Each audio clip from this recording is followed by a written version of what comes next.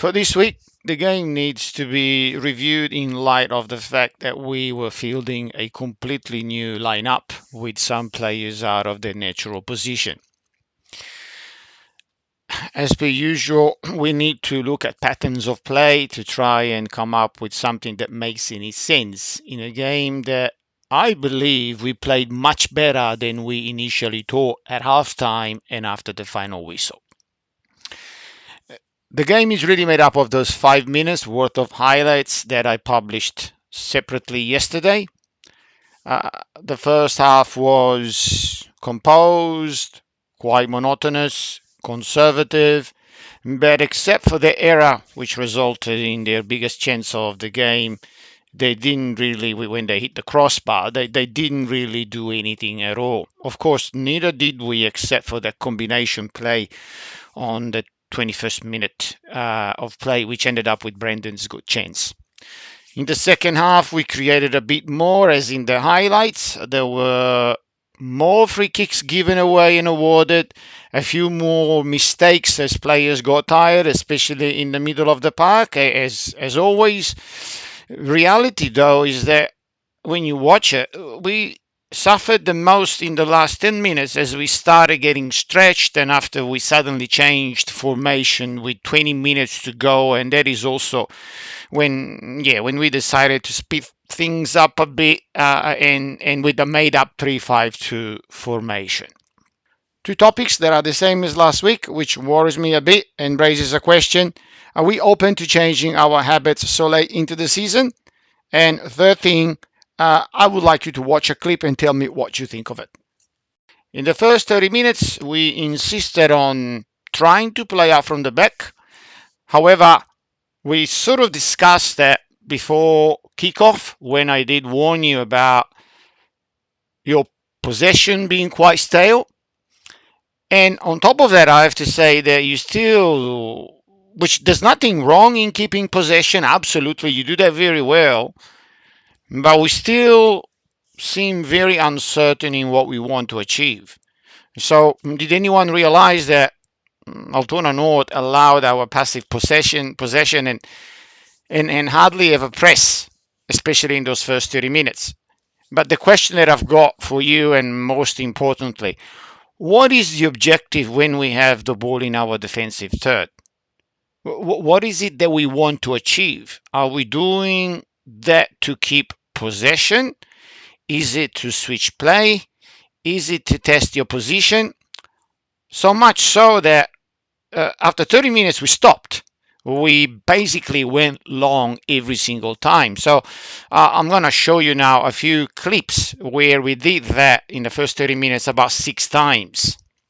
This is about 2 minutes into the game. We keep possession. They're not really pressing.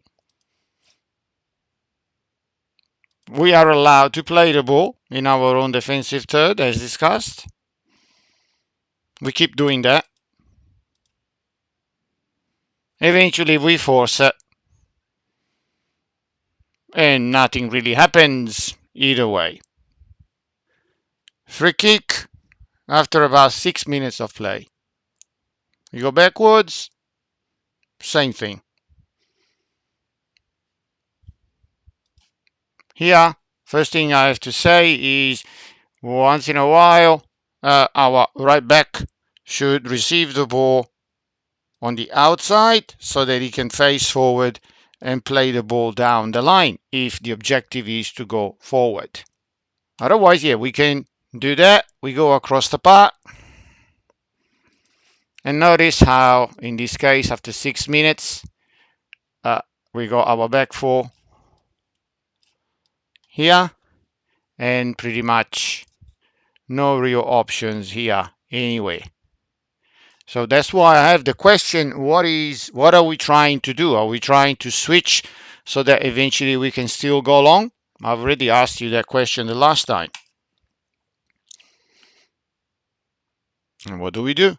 We go back. And again, we got players that are simply not populating this box. Now, if it's about keeping possession, fine, but it's really stale. I'm not gonna say boring because it's football, but I believe that we should be having Cody and in this case Jimmy and our number 10 at the time it was Alejandro to maybe drop and provide a bit more support and options so that we can actually play out.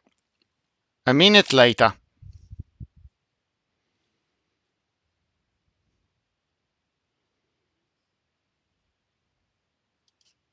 we've stepped up, so we are allowed to almost enter the middle third through possession, but we keep going backwards.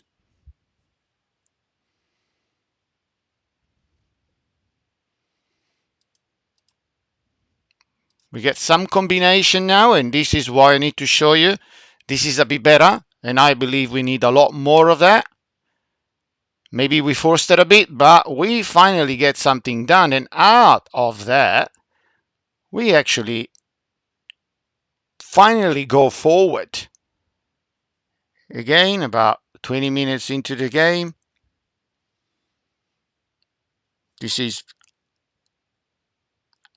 pretty much the same stuff, but we've got Jimmy, as you can see, running to receive the ball. This is the second time he does that. We need a little bit more of that to try and progress. So when we have this situation, it would be nice to have both, as in that game, holding midfielders, providing options, movement through the lines, through these half spaces. Another example, we don't want to go long in the first 30 minutes, so we keep possession, which is good. No real pressure. We still got time and space. But again, if we are playing up from the back, we need players to come and provide those options. Otherwise, all we keep doing is going around in some sort of a semicircle in what we call giro palla. Good, but just for possession's sake. But I guess we need to use our possession so that we can actually progress. Otherwise, it is stale, monotonous, really dull. Because if we end up doing that, anyhow. Last example, free kick. We have the ball. Cody comes, plays the ball back. Now facing away from the ball. Other central midfielder is on the same line, which means that we have basically nothing here in the middle of the park. So to cut the story short, what can we do? Well, one, move the ball a lot faster.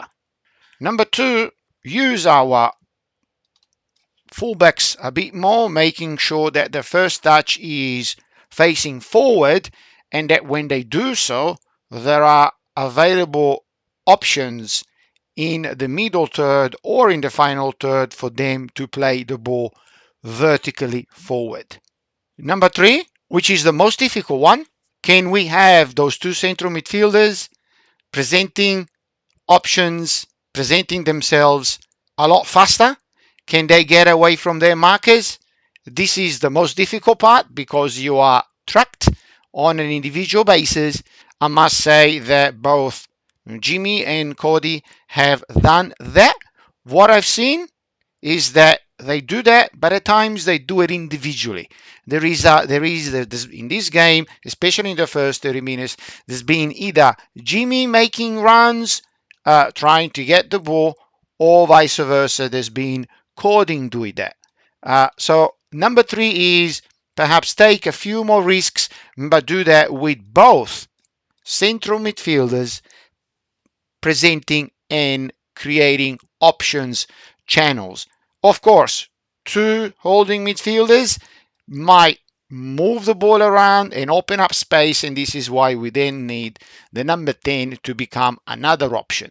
So these are the three things that we could do in order to use our playing out from the back a little bit more effectively. Different topic. So, like in previous games, our wing play is not the best, and generally what we do in the wide areas is in my opinion is really not effective at all. Now the game's just kicked off here, and you do something which is great. Have a look. You are sitting, like a lot of people said, a little bit deep, but it's fine. I mean, early in the game you want to be deep, let's be deep. They move in the ball, we intercept it, and we are quick. Finally, we go forward quickly. No, sorry, not finally. Initially, we go forward quickly. It's one of the few instances in the first half that you've actually been able to do that. Fast forward, try to score quickly. But this is what happens. Ball out wide. We go, we go, we go. I have asked you in these situations to attack the byline so that we can get a corner with something, corner or something.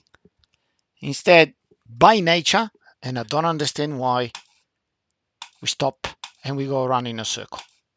Another example, long ball coming. Alejandro does well to win possession of the ball, gives it out wide. Again, instead of attacking the byline and getting a corner or something, or getting down here so that we can actually get, gentlemen, so that we can get things in here, because without players here, you're not going to be able to score.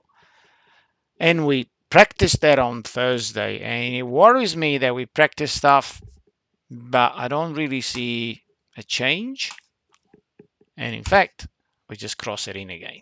Another clip, free kick, we play it, ball stays just outside the penalty box. We finally get it there.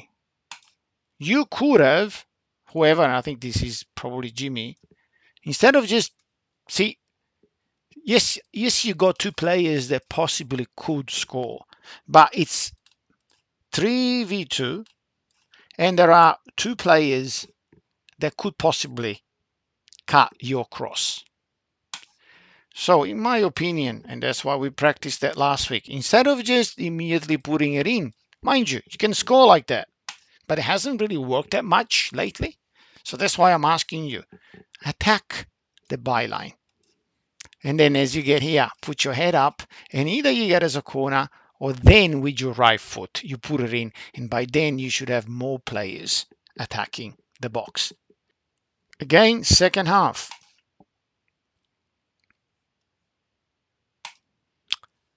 I know there's a player saying, yeah, give me the ball here, I'm going to score. But reality is, there's no one. Not even, like, it's going to be 1v2 on a hopeful ball, not considering that the goalkeeper will probably come out and get it. And it just even ends up in behind, and we lost possession. Another little example based on that. We combine, we see Kaz free. Now this is very important now. Have a look. Have a look. Kaz is sort of in front of the player, but obviously Kaz is a right footer. He gets there. He should just stand up and have a look. What I like in this situation is that if Kaz is able to take with his left foot that touch forward and just put his head up, Alejandro, is fully unmarked. Okay? And these are little things that can allow you to score goals. He's a right footer, so turns back, Alejandro free. Another example.